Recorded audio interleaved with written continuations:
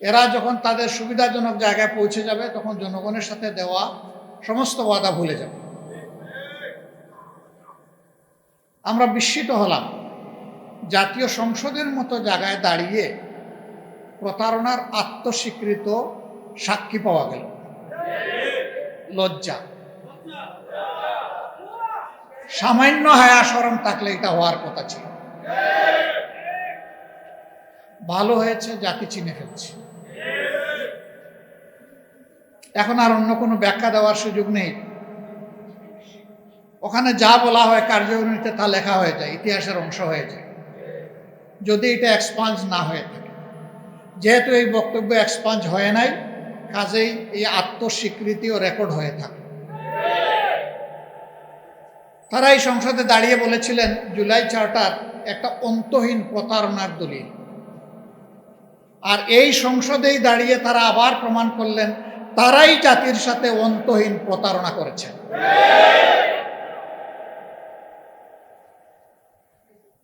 তারা বলেন এই 4টা প্রশ্ন আমি বুঝি না, সাধারণ জনগণ বুঝে কিভাবে? আমার প্রশ্ন হলো 4টা প্রশ্ন যদি জনগণ না বুঝে তাইলে 31টা বুঝে কিভাবে?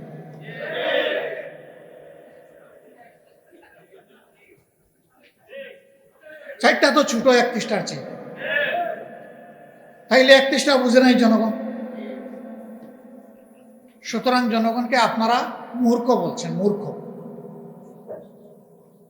আমরা এখানেও নিন্দা জানাই। জনগণের বিবেচনাবোধের উপরে যারা প্রশ্ন তুলে, বুঝতে হবে তারা গণতন্ত্রে বিশ্বাস করে না। গণতন্ত্রে বিশ্বাস করলে জনগণের বিবেচনাবোধের উপর প্রশ্ন তোলার কারো কোনো অধিকার নেই। এই কাজটা তারা অবলীলায় করেছে।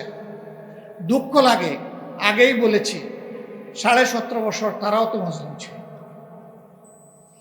তাদেরও তো বহু লোক নিহত হয়েছে, গুম হয়েছে, পঙ্গু হয়েছে, জেলে গিয়েছে। হ্যাঁ, এইটা ঠিক যে সবাই জেলে যায়। যারা জেলে যায়নি, গুলি খায়নি, পঙ্গু হয়নি, যাদের আপনজন কেউ শহীদ হয়নি, তারা শহীদ পরিবারের হাক আর বুঝতে পারবে না।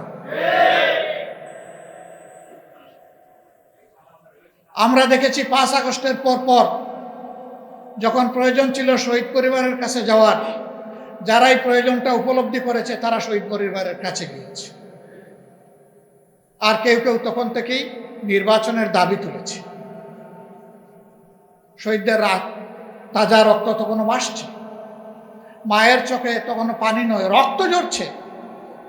সেই সময় তাদেরকে সান্ত্বনা দেওয়া, তাদের পাশে দাঁড়ানো, এই কাজটা না করে কিভাবে কিছু রাজনৈতিক দল তারা তখন থেকে নির্বাচনের জিকির তুলতে পারল? কাজেই তাদের কাছে তাদের আপন সঙ্গীদেরও রক্তের কোনো মূল্য নেই। যদি সে মূল্য থাকতো তাহলে আগে দেশবাসীর পাশে দাঁড়াতো। নির্বাচন কার জন্য? সরকার কার জন্য? জনগণের জন্য। সেই জনগণ ট্রমাটাইজড, আহত, দারুণ কষ্টে আছে। তাদের কষ্টে পাশে না দাঁড়িয়ে তখন সেই কাজ করা হয়েছে, আর আমাদেরকে ব্লেম দেওয়া হয়েছে আমরা নির্বাচন চাই না। নির্বাচন না চাইলে পরে নির্বাচনে অংশগ্রহণ করলাম কিভাবে? সম্মানিত বন্ধুগণ, আমরা নির্বাচন চেয়েছি, তবে আমরা নির্বাচনের নামে ষড়যন্ত্র চাই নাই। ষড়যন্ত্র করা হয়েছে, আমরা নিন্দা জানাই। ইন্টারিম গভর্নমেন্ট যাদের পরিচয় ছিল নিরপেক্ষ, দল নিরপেক্ষ, তারাও এই ষড়যন্ত্রে শরীক ছিল, নিজেরাই তারা স্বীকার করেছে। ষড়যন্ত্র করে 11 দলকে হারানো হয়েছে। তারপরে এই রায় কেন মেনে নিলাম? এখানে একজন আপা রিকনসিলিয়েশনের কথা বলে গিয়েছেন, ধৈর্যের কথা বলে গিয়েছেন, জাতিকে গৃহযুদ্ধ থেকে বাঁচানোর কথা বলে গেছেন। 17.5 বছর পরে এই নির্বাচন নিয়ে ষড়যন্ত্রের ফসল হিসাবে যদি আমরা সেদিন রিভোল্ট করতাম, এই নির্বাচনের ফলাফল প্রত্যাখ্যান করতাম, তাহলে দেশে বিশৃঙ্খলার সৃষ্টি হলে এর শেষ কোথায় গিয়ে দাঁড়াতো কেউ জানে না। 11 দল দায়িত্বশীলতার পরিচয় দিয়েছে, কিন্তু সাথে সাথে 11 দল এটাও বলেছে নির্বাচনে এই ষড়যন্ত্রের ফল মেনে নিলেও আমরা গণভোটের রায়কে অগ্রাহ্য করতে দেব না। এ পর্যন্ত 10 থেকে 11 বার আমার কাছে ফরমাল প্রপোজাল এসেছে যে আসেন আমরা সংস্কার করার জন্য, সংশোধনের জন্য একটা সংশোধন কমিশন করি। আমাদের পরিষ্কার জবাব, সংশোধনের জন্য কোনো কমিশন লাগে না। সংশোধনের জন্য সরকারি দল ট্রেজারি বেঞ্চ থেকে বিল আনতে পারে, বিরোধী দলও আনতে পারে। সেই বিল আসবে, ব্যাটিংয়ে যাবে, আবার ফিরে আসবে, তারপরে আলোচনা হবে, আলোচনার পর ভোটে যাবে, ভোটে যদি এটা গ্রহণযোগ্য হয় তাহলে পাশ হয়ে যাবে। এটার জন্য কোনো কমিশন লাগে না। এখানে সংশোধনী কমিশন করার জন্য গণভোট হয় নাই। গণভোট হয়েছে দেশের পচা রাজনীতির আমূল পরিবর্তন সাধনের জন্য, ফ্যাসিবাদের মূল কেটে দেওয়ার জন্যে।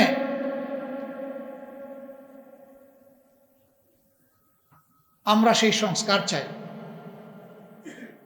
বিএনপি ওয়াদা থেকে সরে গিয়েছে। আপনারা কি চান আমরাও জাতির সাথে বেঈমানি করি? আমরা বেঈমানি করতে পারবো না।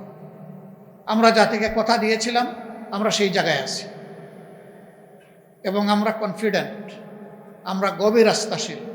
জনগণের 70% মানুষের দেওয়া এই ভোট বৃথা যাবে না, ইনশাআল্লাহ এটা বাস্তবায়ন হবে।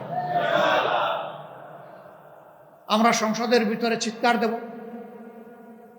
রাজপথে অসমান তালে আমাদের আন্দোলন চলছে, আরো বেগবান হবে দিনের পর দিন। বৃষ্টি ঝড় সব কিছু উপেক্ষা করে এ পর্যন্ত বাস্তবায়ন হয়েছে। আল্লাহ তাআলার কাছে সাহায্য চাই, আগামীতেও যেন আল্লাহ আমাদেরকে সাহায্য করেন, আমাদের সমস্ত কর্মসূচি বাস্তবায়ন। এটা ঠিক, লোহা গরম হয়ে লাল হইতে একটু সময় লাগে, কিন্তু লাল যখন হবে তখন জনগণ হাতে মুগুর নিয়ে ঠিক মতোই পিঠাবে ইনশাআল্লাহ।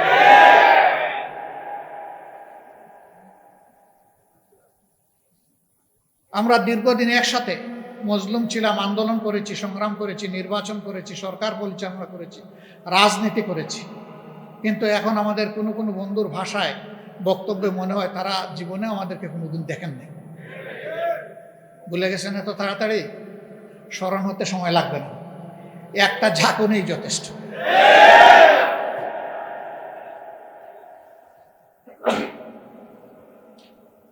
আমরা বলবো আমরা মান অভিমান ছেড়ে দিয়ে জনগণের রায়টাকে সম্মান করি।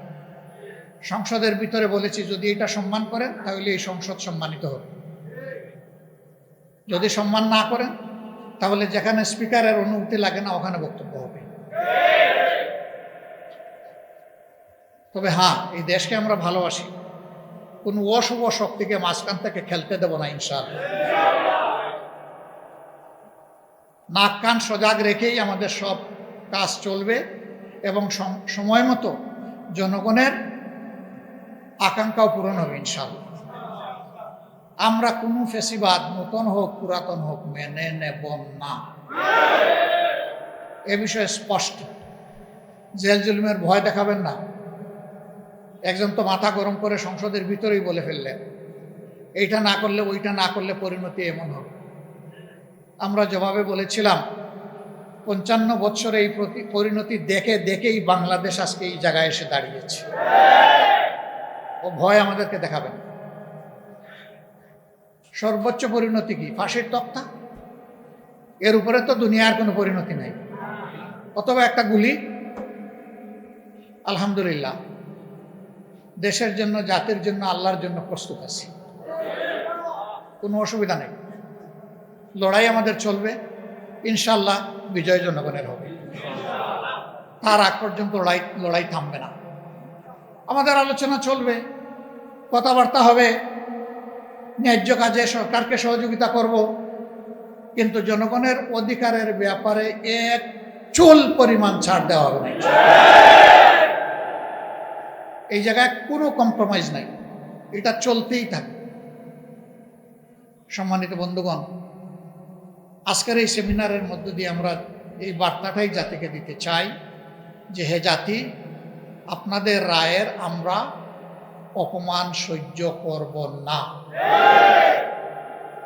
আপনাদের রায়কে সম্মানিত করার জন্যে আমাদের লড়াই চলছে এবং আমরা আপনাদেরকে নিয়েই বিজয়ী হব, আপনাদের জন্য বিজয়ী হব, বাংলাদেশের জন্য বিজয়ী হব। আমাদের দেশ বাংলাদেশ, আমাদের কোনো মামু বাড়িও নাই, আমাদের কোনো পিসির বাড়িও নেই। এই বাংলাদেশ নিয়েই বাঁচতে চাই, এই বাংলাদেশ নিয়ে এগিয়ে যেতে চাই। যুবকদের স্বপ্নের বাংলাদেশ তাদের হাতে তুলে দিতে চাই। জুলাই যোদ্ধাদের নিয়ে যে বাড়াবাড়ি করা হচ্ছে, আপনারা সংযত হন। সংযত না হলে জনগণের উত্তাল ঢেউ আর জোয়ারের সমস্ত পড়কোটা ভেসে যাবে।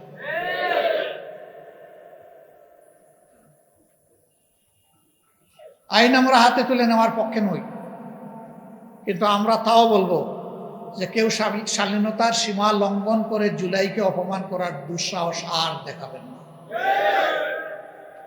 যদি দেখান, মনে রাখবেন এই যুব সমাজ, এই জনতা এখনো ঘুমিয়ে যায়নি। যারা সশস্ত্র বাহিনীর সামনে খোলা হাতে দেশপ্রেম নিয়ে দাঁড়াতে পেরেছিল, আজও তারা দাঁড়িয়ে আছে। আমরা ঘুমাইনি, আমরা ঘুমাবো না। আল্লাহ হাফিজ। বাংলাদেশ জিন্দাবাদ।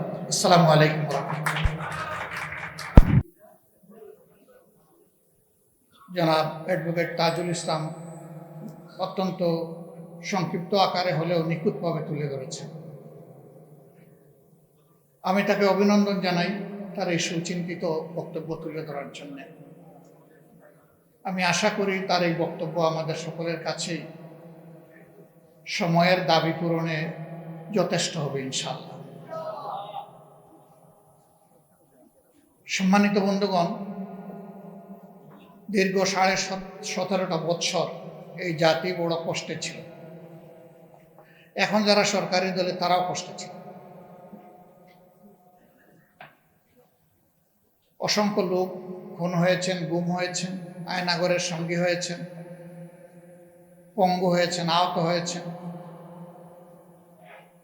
জেলের অধিবাসী হয়েছেন, দেশ ছেড়ে বিদেশে কেউ কেউ আশ্রয় নিতে বাধ্য হয়েছে। শেষ পর্যন্ত 36শে জুলাইয়ের পরিবর্তনের পর আল্লাহ তাআলা আমাদেরকে একটা সুযোগ দিয়েছেন। জাতির নতুন করে আল্লাহ তাআলা পরীক্ষা নিচ্ছেন। আমরা যখন মজলুম ছিলাম তখন জালিমদেরকে আমরা চিনেছি। এখন মজলুমরা আবার কেউ জালিম হয়ে যায় কিনা সেইটাই আল্লাহ দেখতে চাচ্ছে। জাতীয় নির্বাচনের আগে অনেক নাটক হয়েছে, আপনারা দেখেছেন, আমি সেদিকে যাচ্ছি না। তারপরে একটা নির্বাচন হয়েছে, একই দিনে দুটো নির্বাচন হলো, একই ধরনের অর্ডারের মাধ্যমেই হলো। আমরা বিরোধী দল দুটাকেই গ্রহণ করলাম, শপথ নিলাম। সরকারি দল একটা শপথ নিল, আর একটা নিল না। দেরিতে এসে তারা ব্যাখ্যা দিলেন যে এই নির্বাচনী বৈতরণী পার হওয়ার জন্য তারা তখন সবকিছু মেনে নিয়েছিলেন। এটা আসলে তারা মনের দিক থেকে মেনে নেন। রাজনৈতিক দল কিংবা প্রতিষ্ঠানের পক্ষ থেকে জাতির সাথে যদি এই ধরনের তামসা এবং প্রতারণা করা হয়, তাহলে ভবিষ্যতে মানুষ রাজনীতিবিদদেরকে আর সম্মান করবে না, যে এদের কথার 2 পয়সার কোনো মূল্য নেই।